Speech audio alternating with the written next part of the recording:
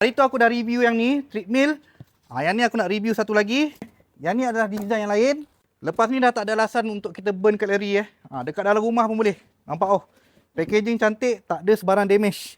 Dekat sini dia ada bagi dia punya remote, dia punya minyak ni. Untuk phone stand korang pun ada. Okey, untuk dia punya besi ni korang boleh tolakkan naik ke atas. Yang ni dia menggunakan soket 3 pin lah. Sama juga, dia ada fuse kat sini. So bila korang beli, korang boleh pasangkan dia punya ni tempat phone stand ni. So kita tinggal masukkan. Lepas tu kita tinggal skrukan je. Lepas tu kat sini dia ada dia punya skru kan. Korang boleh skrukan kat bahagian tepi ni. Okey, kita plug in. Dekat sini ada satu switch, kita on kan.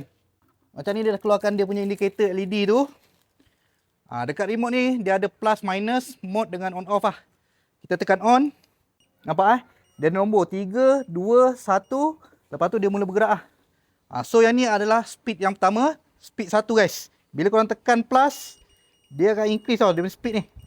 Untuk brisk walk yang terbaik speed yang disyorkan adalah 5 ataupun 6 Yang ni adalah kelajuan untuk brisk walk yang sesuai lah. Untuk speed yang terkuat dia.